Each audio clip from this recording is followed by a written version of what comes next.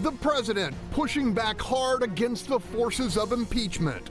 But do newly released diplomatic texts prove Donald Trump was muscling Ukraine to crack down on the Bidens? Here at home, revelation of an intern paid more than 95% of city workers. Mayor Turner says the talented millennial was worth the expense. But critics believe there's still much more to this story. And in Dallas, a reckoning for ex-cop Amber Geiger. Did the jury deliver justice to Botham Jean? And will good come from an extraordinary expression of forgiveness?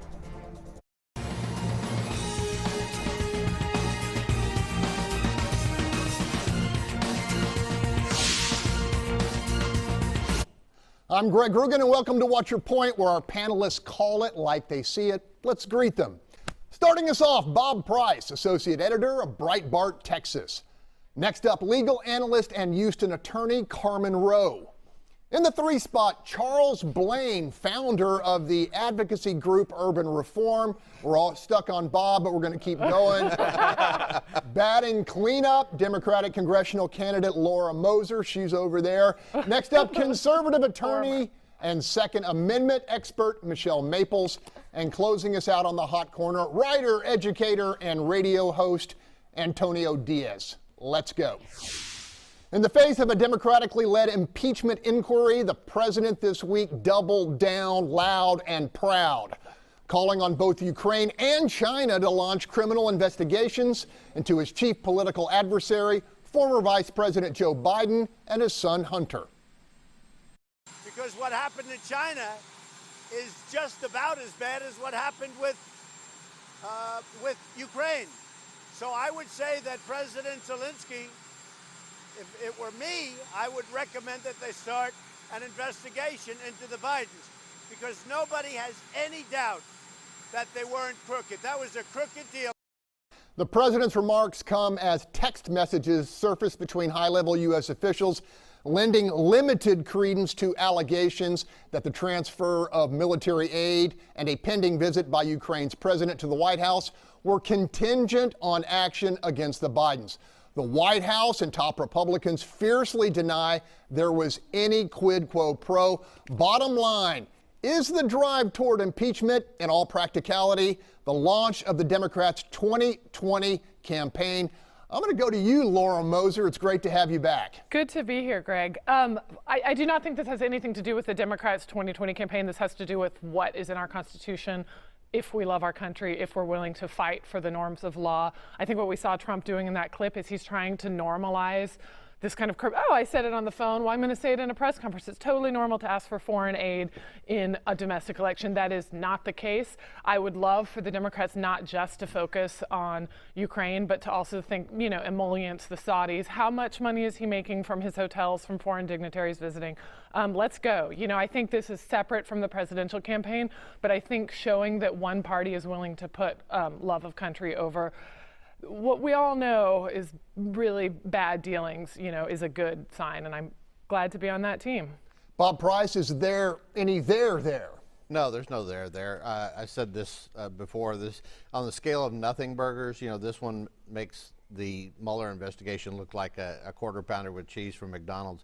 There's absolutely nothing there. For some reason, Democrats seem to think we're supposed to just give Joe Biden a pass for him and his son's criminal activities just because he's running for president. Pretty soon, every gangster in the country is going to announce they're running for president so they can't be prosecuted. The facts are the president has an obligation to investigate corruption. It's his duty as president of the United States and the chief law enforcement officer. When a kid goes in with absolutely no qualifications and gets an $83,000 a month board job on something that he knows nothing about, just 2 months after his father, the vice president of the United States, becomes the overseer of Ukrainian relations with the United States, that's suspect. Okay, Carmen Rowe, we talked about this before. You didn't think there was a case there. There's been some new developments. Has your opinion changed? No, I still don't think there's anything criminal here. I don't think there's any liability as regards to the president. Now, obviously it's problematic for a president to use foreign leaders to divide and conquer his political foes here in the country. I think everybody would agree with that. The problem is it looks like there's more than just smoke on this Joe Biden issue. And so it creates this question about whether or not this is something real. And so, I think we'll have to wait. Only time will tell, but I don't think there's a constitutional problem with what he's doing. I don't think there's anything illegal about what he's doing. Charles Blaine, the die is cast. Democrats are pushing forward on impeachment. You think this is going to be a bad call for them or the right call? It's a bad call. They've been calling for impeachment since day one of this presidency, and every single time that they do, they talk about it, dust up happens, and then they get in the news cycle, and then it dies down a little bit. So we're just seeing this happen again. The only reason they're pushing forward this time is because they're running out of runway before this next election. So all they're trying to do is ensure the president doesn't get a second term. So I don't think they're going to find anything here. They're going to try. They're going to push for it. They've got to, cater to that far left of the base, so they're doing so to kind of get them excited ahead of the election. But no, nothing's going to come out of this. Okay, Tony, meantime, there's not a lot getting done in Congress as Democrats spend a lot of their time focused on this president. Is that justifiable? Well, I would disagree. There's a lot of proposals that the Democrats have put forth that are just sitting there because Mitch McConnell won't stand up to Donald Trump. So the Democrats are doing work. Additionally, the Democrats are doing smart work. I want to remind folks that Donald Trump closed down the government and Nancy Pelosi schooled him. Nancy Pelosi didn't want to run with the first smells of impeachment. She's got a lot of evidence now. And if there's nothing there, I've never seen Trump so terrified. I'd also warn Republicans running for office in Texas that Donald Trump's losing a lot of support here in Texas because he's saying cuckoo things like this is a coup. He shouldn't say that because he looks up to dictators like the dictator of Turkey, Erdogan, and Erdogan did the same thing. When he was opposed, he faked a coup. So for Donald Trump to use dictator tactics to try and scare Democrats out of helping make sure that the Constitution's just held in place, that's bothersome. And for some reason, Trump doesn't want this evidence to see the light of day. I'm glad that the Democrats will do it. Let's watch and let's let the election decide who leads and what is the Constitution. We saw the text messages this week between State Department officials. And there were some in the State Department who were saying, like, look, are we really going to do this? Are we making deliverables contingent upon action? Michelle, did you read it that way, or is this just business as usual? This is business as usual. There is no constitutional violation. There is nothing wrong with looking into an investigation if the Vice President of the United States used his position to gain or to profit himself or his family. I don't see anything wrong with looking into that. With these text messages, these are cherry-picked text messages. Let's see the entire transcript. Let's see the entire conversation so we've got context. Also, it is Republicans who are advocating for the closed-door deposition, that closed-door 10-hour deposition of the former ambassador of the Ukraine.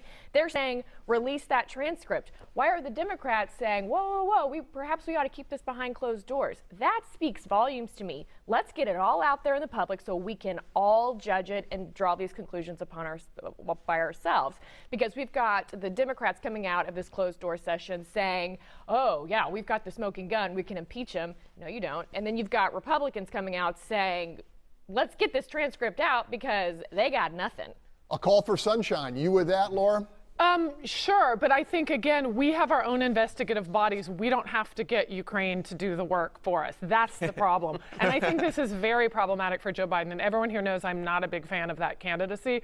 But I think a lot of people have looked into it. They have found that there have been no illegal activities. However, the appearance of criminality is often as bad as criminality itself. And I think that this is bad for Joe Biden. Final word, Bob. Okay, this crime happened in the Ukraine, and there's an agreement between the Ukraine and the United States, a treaty signed by Bill Clinton saying that we have an obligation to share information about criminal investigations. The process is what's wrong here. The Democrats are controlling the process. They're not allowing Republicans to have the minority. This is done by Nancy Pelosi on purpose to block minority participation in the impeachment process. The minority doesn't have subpoena power. They can't call witnesses. They can't determine where the defense is going to go in this. The process is the Constitution.